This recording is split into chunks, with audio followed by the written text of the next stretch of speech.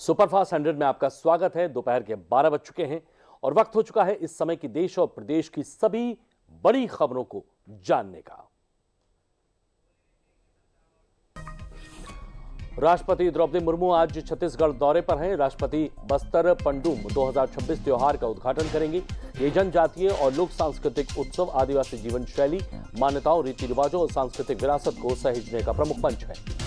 प्रधानमंत्री नरेंद्र मोदी आज से 2 दिवसीय मलेशिया यात्रा पर हैं। पीएम मोदी अपने समकक्ष अनवर इब्राहिम के साथ करेंगे वार्ता।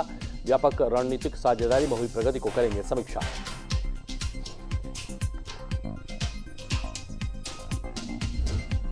प्रधानमंत्री नरेंद्र मोदी ने मलेशिया की 2 दिन की यात्रा पर रवाना होने से पहले अपने वक्तव्य में कहा कि वो मलेशिया के पीएम के साथ बातचीत और व्यापक रणनीतिक साझेदारी को बढ़ाने पर उत्सुक हैं।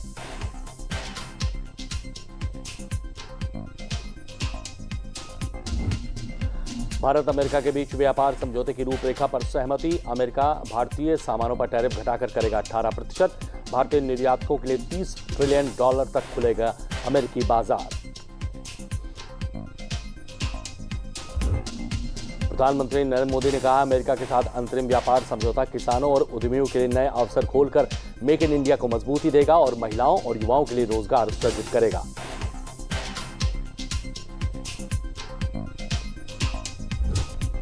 विदेश मंत्री डॉक्टर सुब्रमण्यम जयशंकर ने कहा, भारत अमेरिकी व्यापार समझौता फ्रेमवर्क से दोनों देशों को फायदा होगा। डॉक्टर जयशंकर ने सोशल मीडिया पोस्ट में कहा, इस फ्रेमवर्क से निर्यातकों के लिए बड़ा बाजार और अधिक अवसर उपलब्ध होंगे। गृह और सहकारिता मंत्री अमित शाह आज जम्मू कश्मीर और छत्तीसगढ़ के दौरे पर हैं। जम्मू में विकास संबंधी बैठक में लेंगे भाग। शाम को छत्तीसगढ़ में वरिष्ठ अधिकारियों के साथ करेंगे बैठक।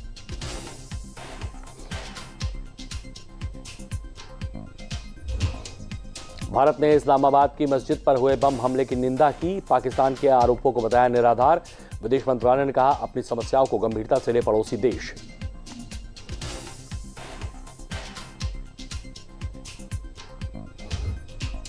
निर्दलीय सांसद पप्पू यादव को मेडिकल जांच के लिए पटना मेडिकल कॉलेज लाया गया। उन्हें कल करीब 35 साल पुराने केस में किया गया था गिरफ्तार।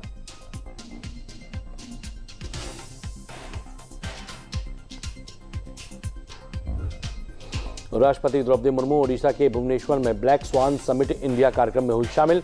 इस दौरान उन्होंने तेजी से बदलती तकनीक, उससे जुड़ी चुनौतियों, डिजिटल साक्षरता की आवश्यकता पर विस्तार से प्रकाश डाला। जम्मू कश्मीर में केंद्रीय गृह मंत्री अमित शाह ने जम्मू में भाजपा विधायकों, सांसदों के साथ बैठक की। विकास और सुरक्षा पर विशेष फोकस।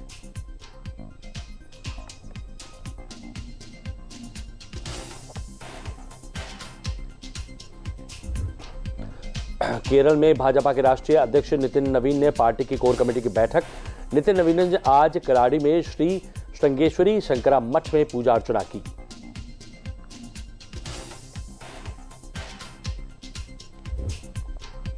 महाराष्ट्र में आज 12 जिला परिषदों और 125 पंचायत समितियों के लिए मतदान हो रहा है।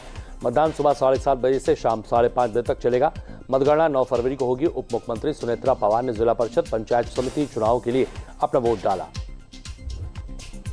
निर्वाचन आयोग ने पश्चिम बंगाल के मुख्य सचिव को दिया निर्देश, मतदाता सूची के विशेष गहन पुनरीक्षण से जुड़े अधिकारियों और कर्मचारियों को उनके मानदेय का भुगतान तत्काल किया जाए।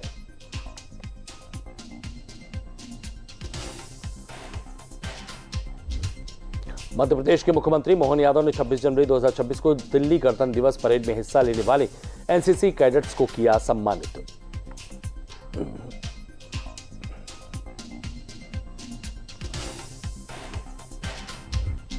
गुजरात के मुख्यमंत्री भूपेंद्र पटेल गांधीनगर में आयोजित देश के पहले प्रकृति प्रेम भागवत कथा ज्ञान यज्ञ महोत्सव में हुए शामिल।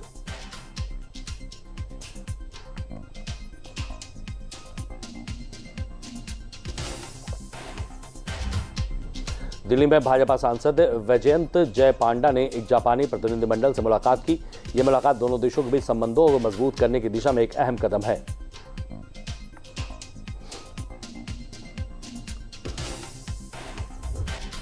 मध्य प्रदेश के सीहोर जिले में आज राष्ट्रीय परामर्श और रणनीति सम्मेलन, ये सम्मेलन दलहन आत्मनिर्भरता मिशन के सफल कार्यान्वयन के लिए आयोजित किया जा रहा है। सम्मेलन की अध्यक्षता केंद्रीय मंत्री शिवराज सिंह चौहान कर रहे हैं। भारत ने अपनी रक्षा ताकत को और मजबूत करने के लिए अग्नि 3 इंटरमीडिएट रेंज बैलिस्टिक मिसाइल का किया सफल परीक्षण। भारतीय रक्षा प्रणाली का अहम हिस्सा है अग्नि मिसाइल सिस्टम।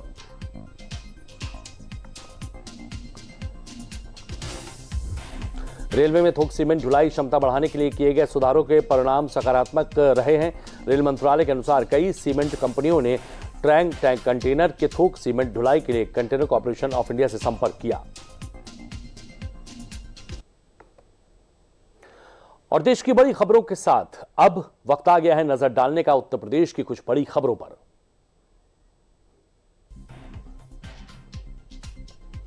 संभल की चंदौसी में माध्यमिक शिक्षा राज्य मंत्री गुलाब देवी ने कहा कि यूपी बोर्ड की परीक्षाएं 18 फरवरी से शुरू होंगी। सरकार की तैयारियां पूरी हैं। कहा, नकल कराते पकड़े जाने पर एनएसए के तहत सख्त कार्रवाई की जाएगी। श्री काशी विश्वनाथ धाम महाशिवरात्रि पर्व की तैयारियों का शुभारंभ आज विधि विधान से गणेश पूजन के साथ हुआ है। महोत्सव से पहले धाम परिसर में विशेष पूजा अर्चना कर गणेश जी से अनुमति आशीर्वाद प्राप्त किया गया। परंपरा अनुसार आयोजन प्रारंभ हुआ। माघ मेले में चल रहे 5 दिवसीय विराट किसान मेले के दूसरे दिन प्रदेश के कृषि मंत्री सूर्य प्रताप शाही ने मेले में हिस्सा लिया। कृषि मंत्री सूर्य प्रताप शाही बतौर मुख्य अतिथि दीप प्रज्वलन कर किसान मेले का शुभारंभ किया और किसानों को संबोधित किया।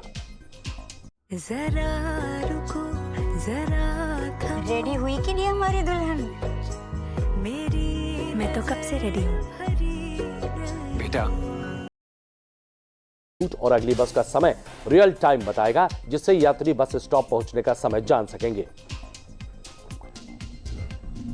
आगरा में डॉक्टर भीमराव अंबेडकर विश्वविद्यालय के विदेशी विभाग द्वारा जियो प्रॉम्प्टिंग विषय पर आयोजित 3 दिवसीय अंतर्राष्ट्रीय कार्यशाला का आयोजन खंडारी स्थित जेपी सभागार में किया गया।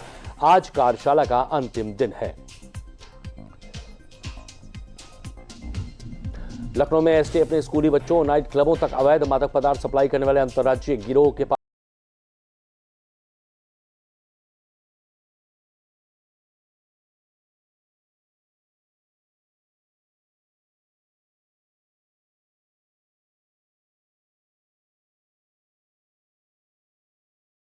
सदस्यों को गिरफ्तार किया। चारबाग रेलवे स्टेशन के पास पकड़े गए आरोपियों से कोकीन, अफीम, गांजा और एमडी ड्रग्स बरामद हुए हैं। लखनऊ पुलिस ने थार में लिफ्ट के बहाने लूट करने वाले गिरोह का पर्दाफाश कर लिया है। बीकेडी थाना पुलिस और क्राइम ब्रांच ने 7 बदमाश गिरफ्तार किए हैं। आरोपियों ने 3 लूट की वारदातें भी की थी।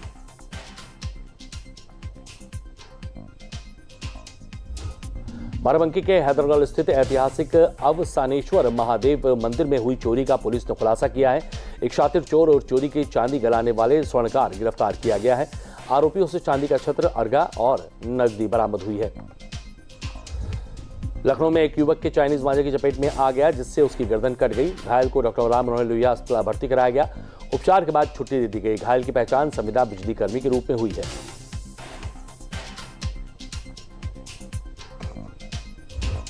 बरेली में चाइनीज मांझे के खिलाफ अभियान चला है। सीएम योगी की सख्ती के बाद पुलिस ने आजमनगर पतंग बाजार में छापेमारी की है। मांझा नहीं मिला, दुकानदारों को चेतावनी दी गई है। 15 जनवरी से 8 मुकदमे, 13 गिरफ्तारी और 60 चरखी बरामद हुई है।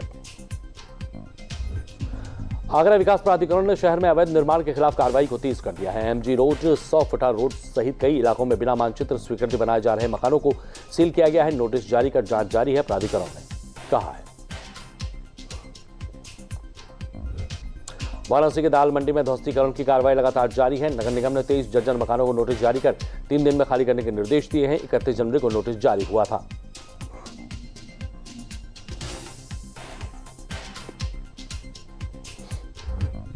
उत्तर प्रदेश पुलिस भर्ती और प्रोन्नति बोर्ड ने भर्ती परीक्षाओं को लेकर सोशल मीडिया पर फैल रही फर्जी सूचनाओं पर सख्त रुख अपनाया है। फर्जी पत्र वायरल होने के मामले में लखनऊ में एफआईआर दर्ज कराई गई है।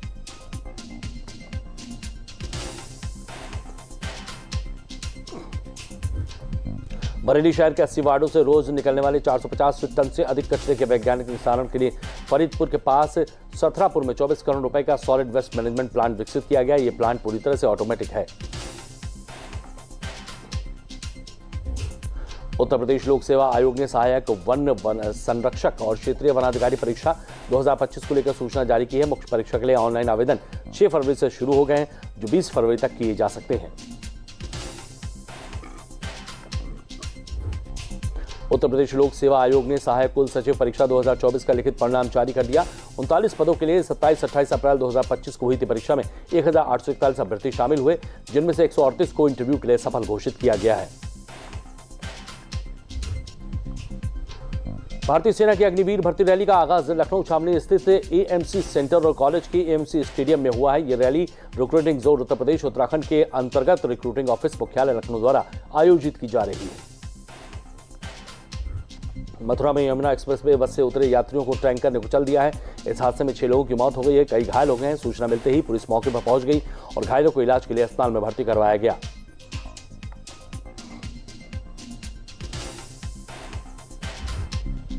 कानपुर देहात के रसूलाबाद क्षेत्र के अकोडिया गांव के पास तेज रफ्तार कार अनियंत्रित होकर रामगंगा नहर में गिर गई।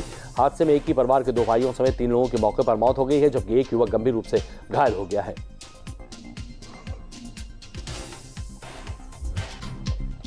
यूपी में पछुआ हवाओं से कोहरा छट गया है। दिन में चटक धूप खिल रही है। अधिकांश जिलों में सुबह शाम 15 से 20 किलोमीटर प्रति घंटे की तेज हवाएं चल रही हैं, जिससे ठंड महसूस हो रही है। मौसम विभाग के अनुसार 7 दिन मौसम शुष्क रहेगा।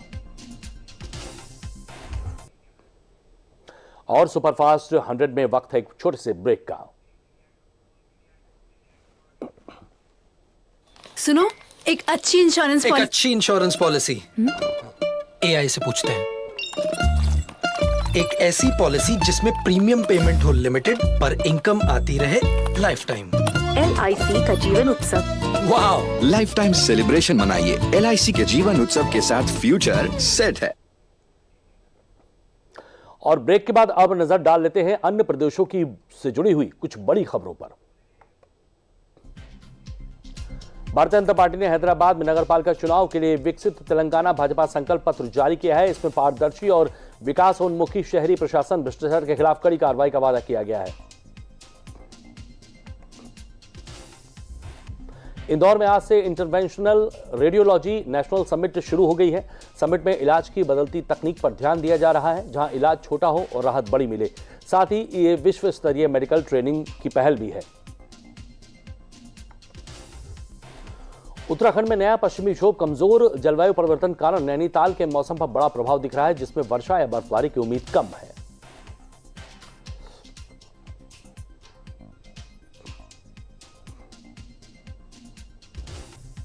मेघालय के पूर्वी जैंतिया पर्वतीय जिले के मैंग सिंगंट में कोयला खदान विस्फोट में 4 और शव बरामद होने के बाद मृतकों की संख्या 25 हो गई है।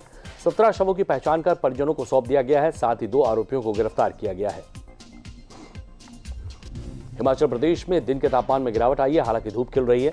मौसम विभाग ने आज कांगड़ा, मंडी, बिलासपुर और हमीरपुर में घने कोहरे का येलो अलर्ट जारी किया है।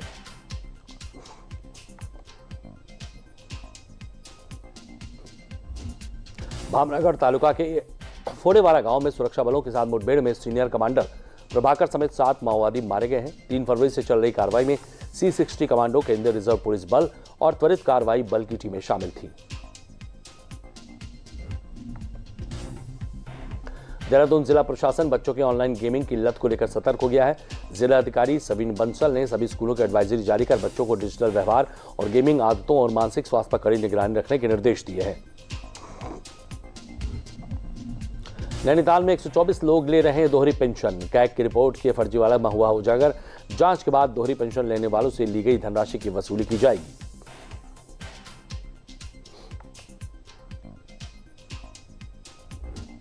धनबाद में 7 से 8 फरवरी को सीटेट का आयोजन 23 केंद्रों पर, जिसमें लगभग 11,800 अभ्यर्थी शामिल होंगे। परीक्षा ऑफलाइन OMR पद्धति से 2 पालियों में होगी।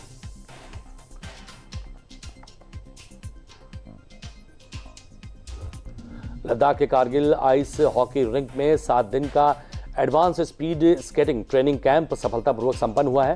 प्रतिभागी बच्चों को कैंप द्वारा करने पर सर्टिफिकेट भी दिए गए हैं। ऋषिकेश बनेगा उत्तराखंड का पहला तंबाकू नियंत्रित शहर। गंगा घाटों के 200 मीटर तक बिक्री प्रतिबंधित, जिससे जन स्वास्थ्य को बढ़ावा और युवाओं को तंबाकू के दुष्प्रभावों से संरक्षण मिल सकेगा।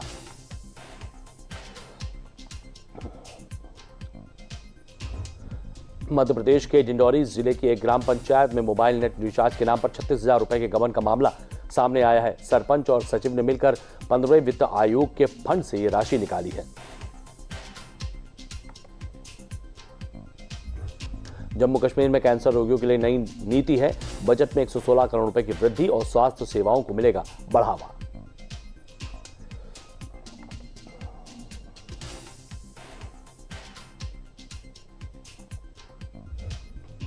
मुंबई में साइबर ठगों ने आईआईटी बॉम्बे की एक सेवानिवृत्त चिकित्सा अधिकारी को मनी लॉन्ड्रिंग और सीबीआई जांच का डर दिखाकर 4.62 करोड़ रुपए ठग लिए। ठगों ने खुद को दूरसंचार और आईपीएस अधिकारी बताया। हरियाणा आयोग ने हरियाणा सिविल सर्विसेज HCS परीक्षा के लिए रजिस्ट्रेशन आज से शुरू कर दिया है। उम्मीदवार ऑफिशियल वेबसाइट पर जाकर आवेदन कर सकते हैं। परीक्षा अप्रैल 2026 में आयोजित की जाएगी।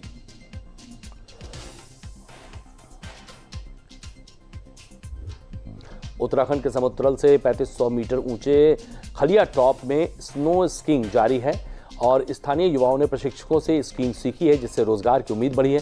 उत्तराखंड के साथ बेंगलुरु और महाराष्ट्र से भी 25 पर्यटक आए हैं। ट्रेन में समूह यात्रा के दौरान वैध पहचान पत्र रखना जरूरी है। यदि एक PNR पर 6 टिकट हो तो किसी एक सदस्य को पहचान पत्र दिखाना होगा। पहचान पत्र न होने पर पूरा समूह बेटिकट माना जाएगा। मध्य प्रदेश के भोपाल बैतूलू नेशनल हाईवे पर पथारोटा नहर में एक कार के गिरने से 3 लोगों की मौत हो गई है। टाउन इंस्पेक्टर संजीव सिंह पवान के अनुसार SDRF की टीम मौके पर जाकर 3 शव बरामद किए हैं। आगे की कार्रवाई चल रही है। सफदरजंग इलाके में NDMC के गोदाम में आग लग गई है। आग बुझाने का काम जारी है। आगे की जांच चल रही है।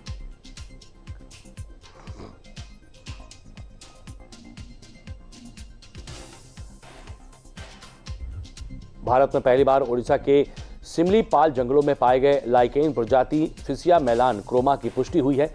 यह लाइकेन कैंसर जैसी गंभीर बीमारियों के लिए दवा बनाने में उपयोगी होगी।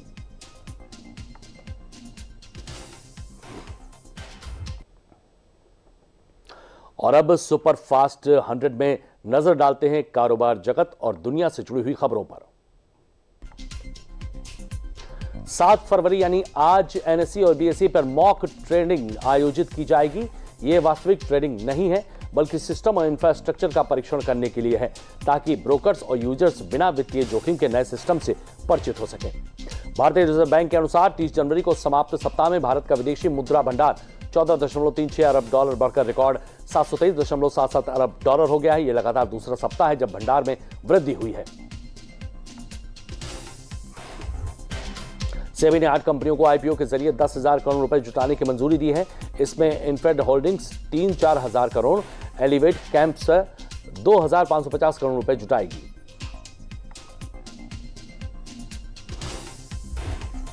भारतीय रिजर्व बैंक ने डिजिटल धोखाधड़ी के शिकार ग्राहकों को 25,000 तक मुआवजे की घोषणा की है, जिसमें गलती से OTP साझा होने वाले मामले भी शामिल हैं।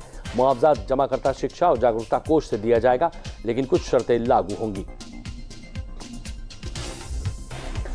भारतीय रिजर्व बैंक ने सूक्ष्म और लघु उद्यमों MSME के लिए बिना गारंटी वाले ऋण की सीमा 10 लाख से बढ़ाकर 20 लाख रुपए कर दी है। यह अप्रैल से प्रभावी होगा। इससे दूर दराज के उद्यमियों को वैश्विक चुनौतियों के बीच कार्यशील पूंजी बढ़ाने में मदद मिलेगी। RBI लोन रिकवरी एजेंटों के मनमानी रोकने के लिए सख्त गाइडलाइंस लगाएगा, जिससे ग्राहकों को परेशान नहीं किया जा सकेगा। साथ ही मिस सेलिंग और पर लगाम लगेगी। डिजिटल फ्रॉड के मामलों में पीड़ितों को 25,000 रुपए तक मुआवजा मिलेगा। देश भर में ऐप बेस्ड ट्रांसपोर्ट वर्कर्स आज हड़ताल पर हैं। घटती कमाई और शोषण के खिलाफ प्रदर्शन कर रहे हैं वो। इस वजह से ओला, उबर और रैपिडो की सर्विस प्रभावित होगी।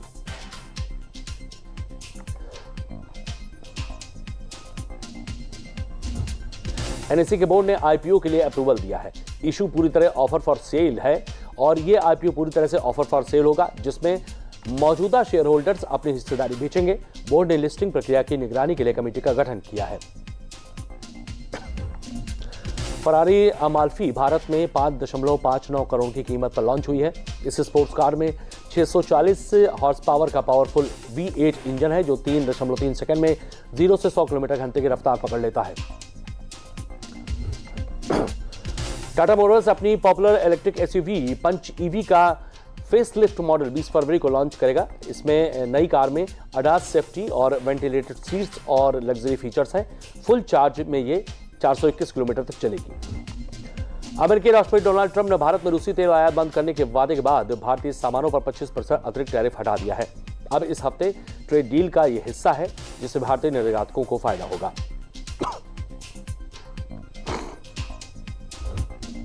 अमेरिका ने ईरान में रहने वाले अपने नागरिकों को तुरंत देश छोड़ने की सख्त चेतावनी दी है। वर्चुअल अमेरिकी दूतावास ने कहा है कि बढ़ती अशांति, पाबंदियां और यात्रा में रुकावटें लोगों के लिए सुरक्षा के लिए गंभीर खतरा बन रही हैं।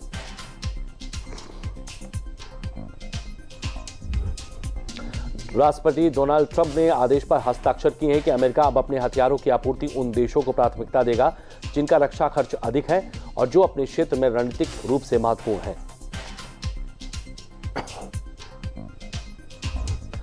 बांग्लादेश नेशनलिस्ट पार्टी ने 51 सूत्रीय घोषणा पत्र जारी कर भारत समेत सभी पड़ोसी देशों से संबंध बेहतर करने की बात कही है। पार्टी ने सीमा पर हत्याओं और अवैध घुसपैठ रोकने के लिए कड़े कदम उठाने की भी घोषणा की है। फ्रांस ने ग्रीनलैंड में अपना दूतावास खोल दिया है और ये यूरोपीय संघ का पहला देश बन गया है जिसमें डेनमार्क के इस स्वायत्त क्षेत्र में राजनयिक मिशन स्थापित किया गया है।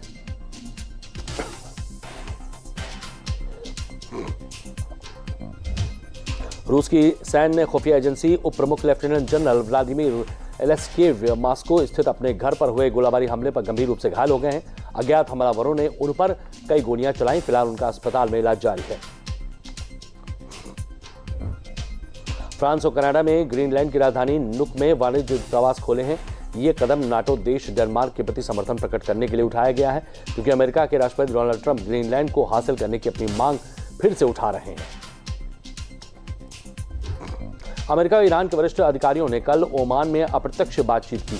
ये पिछले वर्ष अमेरिका के सैन्य हमलों में ईरान के परमाणु ठिकानों को निशाना बनाए जाने के बाद दोनों देशों के बीच पहली औपचारिक बातचीत है।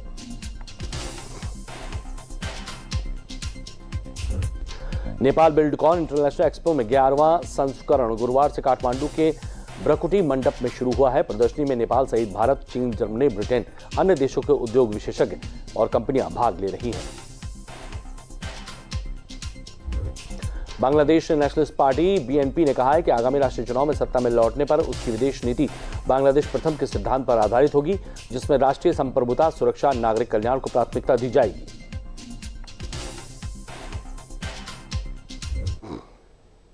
और सुपरफास्ट 100 में वक्त है एक छोटे से ब्रेक का।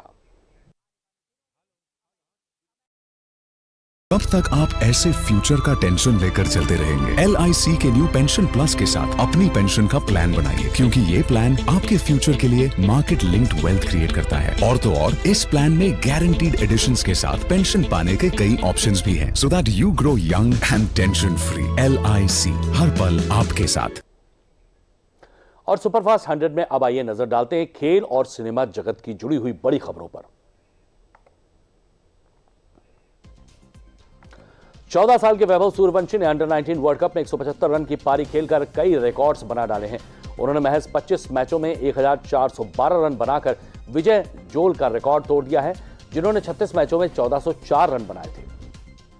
भारत ने छठी बार अंडर 19 वर्ल्ड कप जीत लिया है। टीम ने शुक्रवार रात हरारे स्पोर्ट्स क्लब में खेले गए फाइनल मुकाबले में इंग्लैंड को 100 रनों से हरा दिया।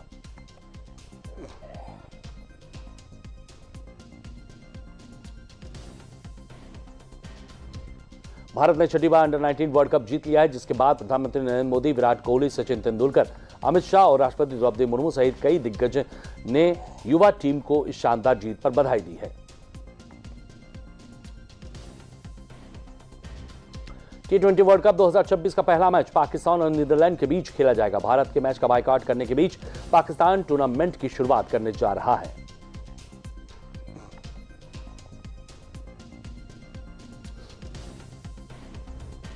आज से T20 वर्ल्ड कप की शुरुआत हो रही है। वर्ल्ड चैंपियन टीम इंडिया अपना टाइटल बचाने उतरेगी, तो वहीं पहली चुनौती अमेरिका की है, जिसने पिछले वर्ल्ड कप में टीम इंडिया के पसीने छुड़ा दिए थे। T20 वर्ल्ड कप 2026 का दूसरा मुकाबला वेस्टइंडीज और स्कॉटलैंड के बीच कोलकाता में खेला जाएगा। ये ग्रुप सी का पहला मैच होगा, जिसमें दोनों टीमें जीत के साथ अपने अभियान की शुरुआत करने के इरादे से उतरेंगी।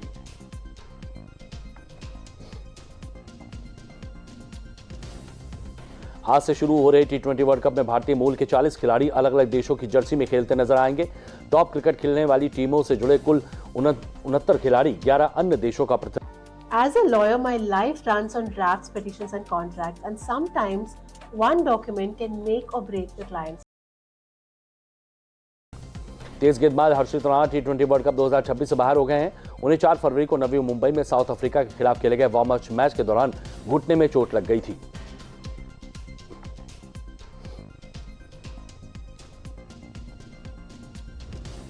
ऑस्ट्रेलिया के तेज गेंदबाज जेस हेजलवुड चोट के कारण T20 वर्ल्ड कप से बाहर हो गए हैं। वे हार्मस्ट्रिंग इंजरी से अब तक पूरी तरह से उबर नहीं पाए हैं।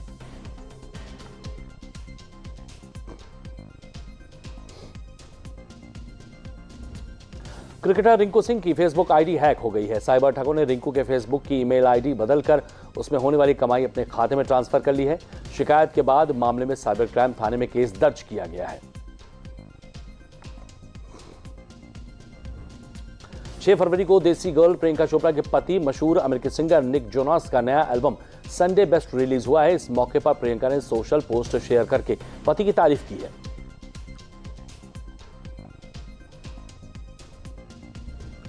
बॉर्डर 2 ने सिनेमाघरों में 2 हफ्ते पूरे कर लिए हैं। वहीं रिलीज के 15वें दिन भी इसकी अच्छी कमाई करने की उम्मीद है। इसी के साथ भारत में इस फिल्म की 2 हफ्ते की कुल कमाई 294.4 करोड़ हो गई है।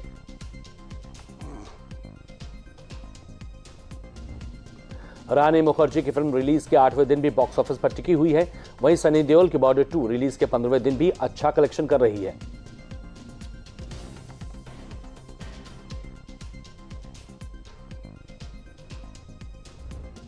सुपरस्टार यश की फिल्म टॉक्सिक अगले महीने सिनेमाघरों में रिलीज होने वाली है। यश की इस फिल्म ने रिलीज से पहले 120 करोड़ रुपए की कमाई कर ली है।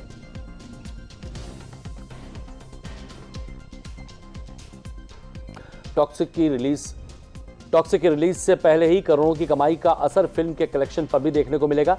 ऐसे में धुरंधर 2 के कलेक्शन पर तो असर पड़ेगा ही, साथ ही धुरंधर के बनाए हुए कई सारे रिकॉर्ड्स भी ये फिल्म तोड़ सकती है।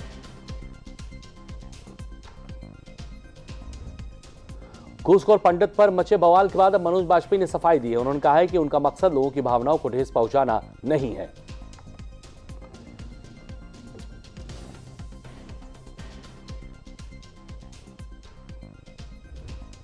फिल्म ओ रोमियो के नए गाने पान की दुकान के लॉन्च इवेंट में शाहिद कपूर को फैंस ने स्टेज पर घेर लिया। स्थिति बिगड़ने पर शाहिद को मंच छोड़ना पड़ा, लेकिन बाद में सुरक्षा कर्मियों के हस्तक्षेप के बाद वो वापस लौटे। शाहिद कपूर और रश्मिका मंदाना की कॉकटेल 2 के बाद अमित शर्मा की अगली रोमांटिक कॉमेडी के साथ नजर आएंगे। मैदान और बधाई हो के निर्देशक अमित शर्मा इस फिल्म का निर्देशन करेंगे।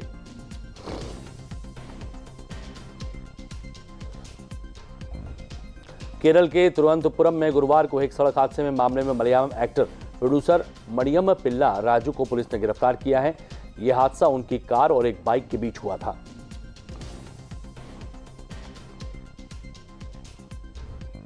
कॉमेडी फिल्म भागम भाग का सीक्वल बनने जा रहा है। भागम भाग 2 में अक्षय कुमार और परेश रावल की वापसी होगी, जबकि सीक्वल में मनोज बाजपेयी को गोविंदा की जगह कास्ट किया गया है।